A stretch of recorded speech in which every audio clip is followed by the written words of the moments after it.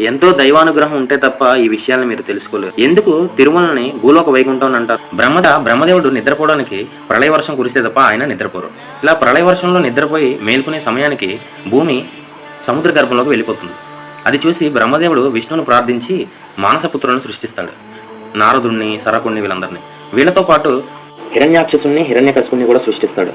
అయితే ఈ హిరణ్యాక్షసుడు భూమి సముద్ర గర్భంలో ఉండడం గుర్తించి భూమిని తన వశం చేసుకుంటాడు. అది తెలుసుకున్న మహావిష్ణువు లోక సంరక్షణ కోసం శ్వేతవరాహ రూపంలో వచ్చి హిరణ్యాక్షసుని వధించి భూమిని పైకి తీసుకొస్తాడు. శ్వేతవరాహ రూపంలో ఉన్న మహావిష్ణువు ఈ కలియుగంలో భూమి మీదే ఉండాలని డిసైడ్ అయ్యి గరుత్మంతుడిని పిలిచి వైకుంఠంలో ఉన్న 7 కొండల్ని భూమి మీదకి తీసుకుని రమ్మని చెప్తాడు.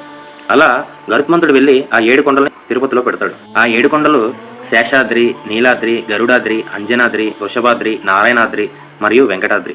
ఆ 7 కొండలే ఇప్పుడున్న తిరుమలలో ఉన్నాయి. అందుకే తిరుమలని అందరూ భూలోక వైకుంఠం అని అంటారు.